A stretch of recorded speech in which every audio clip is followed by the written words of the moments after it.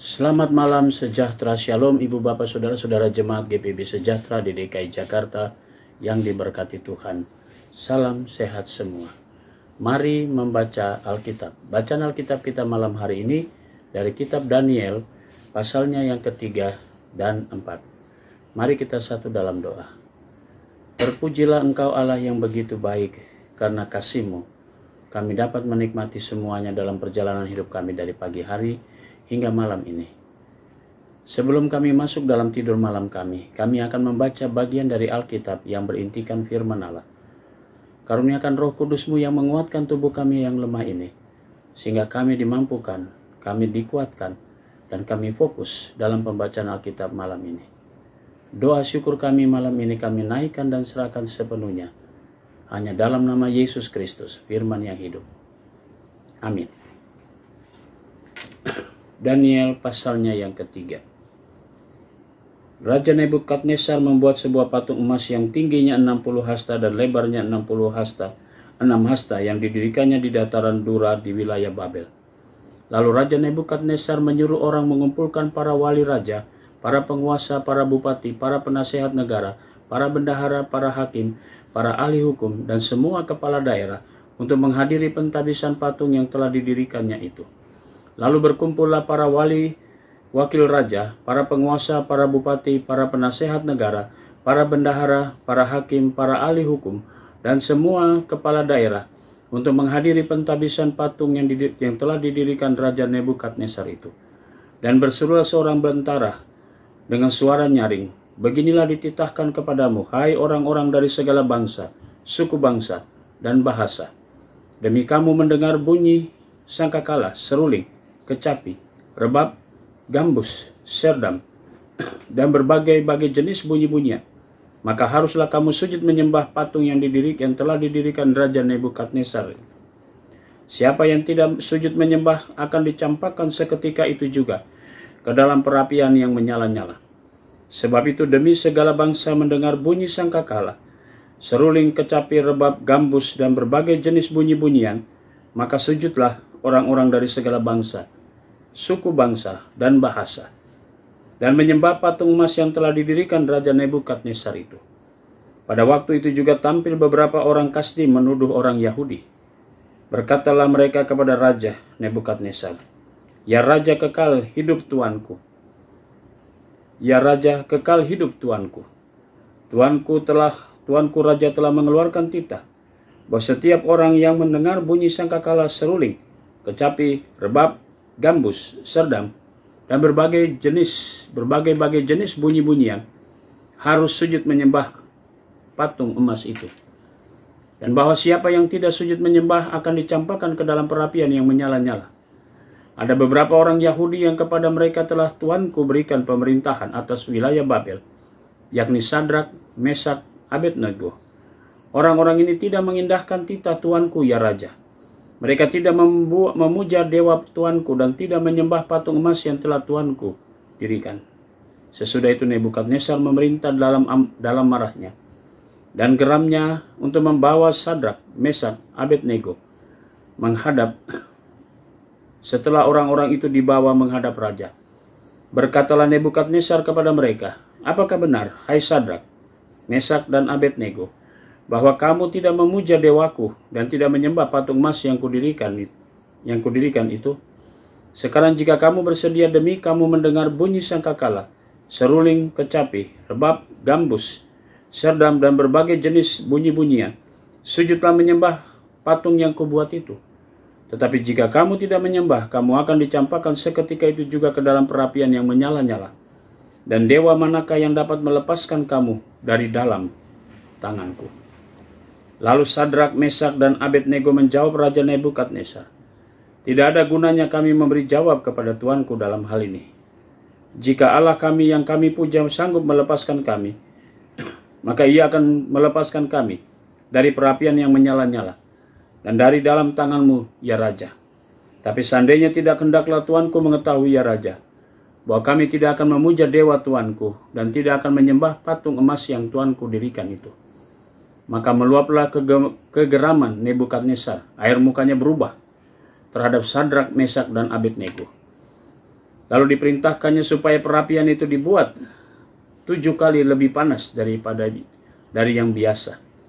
Kepada beberapa orang yang sangat kuat dari tentaranya dititahkan untuk mengikat Sadrak, Mesak, dan Abednego dan mencampakkan mereka ke dalam perapian yang menyala-nyala itu.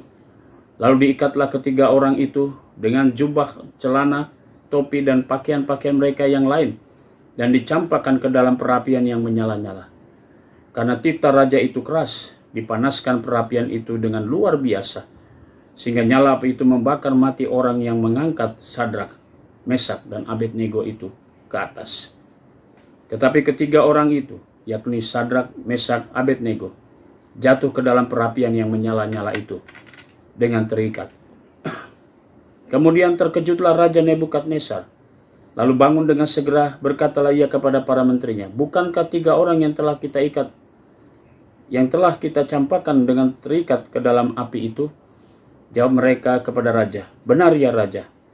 Katanya, "Tetapi ada 4 orang kulihat berjalan-jalan dengan bebas di tengah-tengah api itu. Mereka tidak terluka, dan yang keempat itu rupanya seperti anak dewa."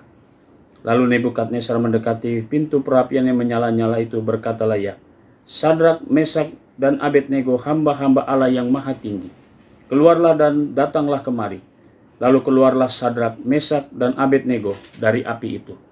Dan para wakil raja, para penguasa, para bupati, para menteri raja datang berkumpul. Mereka melihat bahwa tubuh orang-orang ini tidak mempan oleh api itu, bahwa rambut di kepala mereka tidak hangus, jubah mereka tidak berubah apa-apa, bahkan bau kebakaran pun tidak ada pada mereka. Berkatalah Nebukadnezar, "Terpujilah Allahnya Sadrak, Mesak, dan Abednego. Ia telah mengutus malaikatnya dan melepaskan hamba-hambanya yang telah menaruh percaya kepadanya, dan melanggar titah raja, dan menyerahkan tubuh mereka, karena mereka tidak mau memuja dan menyembah Allah manapun kecuali Allah mereka. Sebab itu aku mengeluarkan perintah bahwa setiap orang dari bangsa, suku bangsa, dan bahasa manapun ia, yang mengucapkan penghinaan terhadap Allahnya Sadrak, Mesak, dan Abednego, akan dipenggal-penggal, dan rumahnya akan dirobohkan menjadi timbunan puing, karena tidak ada Allah lain yang dapat melepaskan secara demikian." Lalu raja memberikan kedudukan tinggi kepada Sadrak, Mesak, dan Abednego di wilayah Babel. Kitab Daniel pasal 4. Dari Raja Nebukadnezar kepada orang-orang dari segala bangsa, suku bangsa, dan bahasa yang diam di seluruh bumi, bertambah-tambahlah kiranya kesejahteraanmu. Aku berkenan memaklumkan tanda-tanda dan mujizat-mujizat yang telah dilakukan Allah yang maha tinggi kepadaku. Betapa besarnya tanda-tandanya dan betapa hebatnya mujizat-mujizatnya. Kerajaannya adalah kerajaan yang kekal dan pemerintahannya turun-temurun. Aku Nebukadnezar diam dalam rumahku dengan tenang dan hidup dengan senang dalam istanaku. Lalu aku mendapat mimpi yang mengejutkan aku. Dan khayalanku di tempat tidurku serta penglihatan-penglihatan yang kulihat menggelisahkan aku. Maka aku mengeluarkan titah bahwa semua orang bijaksana di Babel harus dibawa menghadap aku supaya mereka memberitahukan kepadaku makna mimpi itu. Kemudian orang-orang berilmu, ahli jampi, para kasdim, dan ahli nujum datang menghadap raja. Dan aku menceritakan kepada mereka mimpi itu, tapi mereka tidak dapat memberitahukan maknanya kepadaku. Pada akhirnya Daniel datang menghadap aku, yakni Daniel yang dinamai Beltsasar, menurut nama dewaku, yang penuh dengan roh para dewa yang kudus. Lalu kuceritakan kepadanya mimpi itu. Hai Beltsasar, kepala orang-orang berilmu, aku tahu bahwa engkau penuh dengan roh para dewa yang kudus, dan bahwa tidak ada rahasia yang sukar bagimu. Sebab itu inilah riwayat penglihatan mimpi yang kudapat. Maka ceritakanlah kepadaku maknanya. Adapun penglihatan yang kudapat di tempat tidurku demikian. Di tengah-tengah bumi ada sebatang pohon yang sangat tinggi. Pohon itu bertambah besar dan kuat, tingginya sampai ke langit, dan dapat dilihat sampai ke ujung seluruh bumi. Dan daun-daunnya indah, buahnya berlimpah-limpah. Padanya ada makanan dan bagi semua yang hidup.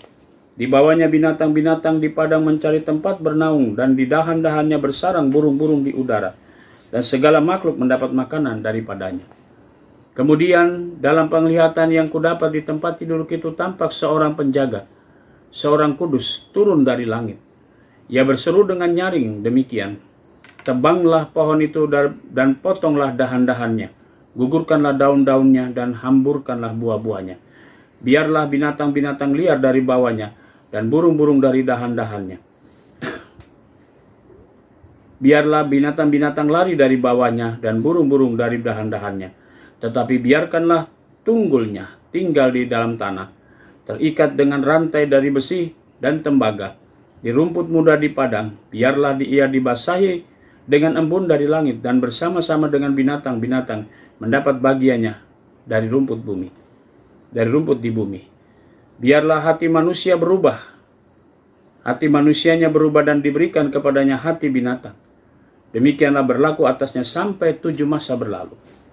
Titah ini adalah menurut putusan para penjaga, dan hal ini menurut perkataan orang-orang kudus, supaya orang-orang yang hidup tahu bahwa Yang Maha Tinggi berkuasa atas kerajaan manusia, dan memberikannya kepada siapa yang dikehendakinya.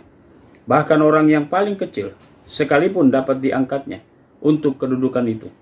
Itulah mimpi yang telah kudapat, aku Raja Nebukadnezar. Sekarang engkau Belsasar, katakanlah kepadaku maknanya, sebab semua orang bijaksana dari kerajaanku tidak dapat memberitahukan maknanya kepadaku. Tetapi engkaulah yang sanggup, karena engkau penuh dengan roh para dewa yang kudus. Lalu berdirilah Daniel yang namanya Belsasar. Tercengang beberapa saat, pikiran-pikirannya menggelisahkan dia, berkatalah raja. Belsasar, janganlah mimpi dan maknanya itu menggelisahkan engkau. Belsasar menjawab, Tuanku, biarlah mimpi itu tertimpa atas musuh tuanku dan maknanya atas seturut tuanku.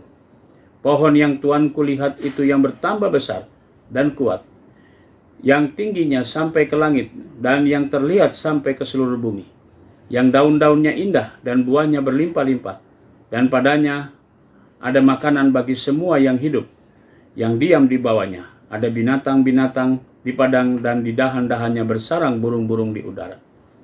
Tuanku lah itu, ya Raja. Tuanku yang telah bertambah besar dan kuat, yang kebesarannya bertambah sampai ke langit, dan kekuasaannya sampai ke ujung bumi.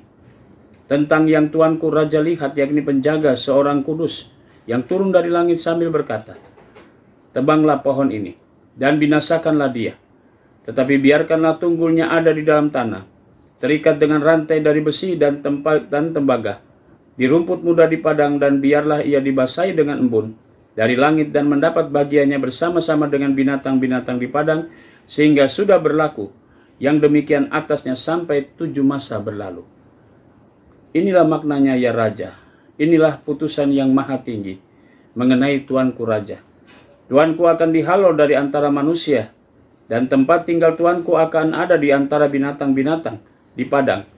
Kepada tuanku akan diberikan makanan rumput seperti kepada lembu, dan tuanku akan dibasahi dengan embun dari langit, dan demikianlah akan berlaku atas tuanku sampai 7 masa berlalu, hingga tuanku mengakui bahwa Yang Maha Tinggi berkuasa atas kerajaan manusia dan memberikannya kepada siapa yang dikehendakinya.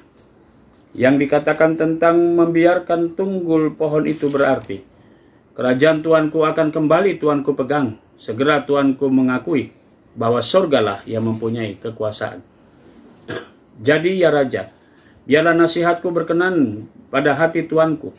Lepaskanlah diri tuanku daripada dosa dengan melakukan keadilan, dan daripada kesalahan dengan menunjukkan belas kasihan terhadap orang yang tertindas. Dengan demikian kebahagiaan tuanku akan dilanjutkan. Semuanya itu terjadi atas Raja Nebukadnezar. Sebab setelah lewat 12 bulan, ketika ia sedang berjalan-jalan di atas istana raja di Babel, berkatalah raja, bukankah itu Babel yang besar itu, yang dengan kekuatan kuasaku dan untuk kemuliaan kebesaranku telah kubangun menjadi kota kerajaan?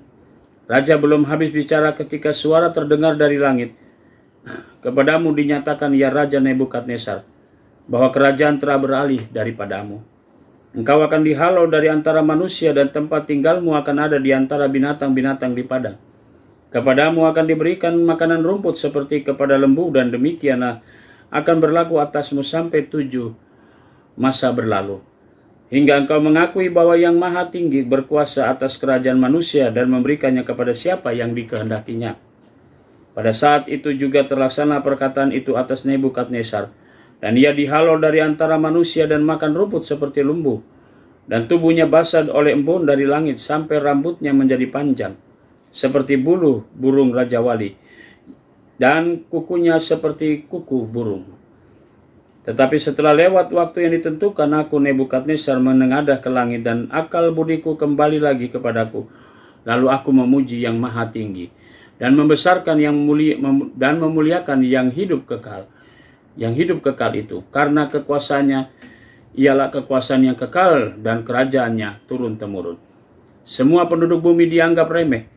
Ia berbuat menurut kehendaknya terhadap bala tentara langit dan penduduk bumi, dan tidak ada seorang pun yang dapat menolak tangannya dengan berkata kepadanya, apa yang kau perbuat, yang kau buat? Pada waktu akal budiku kembali kepadaku, kembalilah juga kepadaku kebesaran dan kemuliaanku untuk kemasyuran kerajaanku. Para menteriku dan para pembesarku menjemput aku lagi. Aku dikembalikan kepada kerajaanku. Bahkan kemuliaan yang lebih besar dari dahulu diberikan kepadaku. Jadi sekarang aku Nebukadnezar memuji, meninggikan, dan memuliakan Raja Surga. Dan segala perbuatannya adalah benar, dan jalan-jalannya adalah adil. Dan yang sanggup merendahkan mereka yang berlaku congkak. Demikianlah pembacaan Alkitab kita malam ini. Mari kita berdoa. Bapa Surgawi, terima kasih Engkau sudah memberkati kami di malam ini. Saatnya kami memasuki tidur malam kami. Kami mau serahkan seluruh hidup kami dalam tangan Tuhan. Jagalah kami, rangkullah kami, sehingga kami dapat tidur dengan baik. Besok pagi kami boleh bangun dengan kekuatan tubuh yang baru. Lalu kami berkarya untuk kemuliaan nama Tuhan.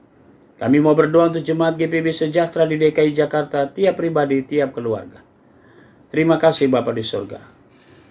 Inilah doa kami, yang kami naikkan semua dalam nama Yesus Kristus, Juru Selamat kami yang hidup. Amin. Selamat malam, selamat beristirahat, Tuhan memberkati saudara.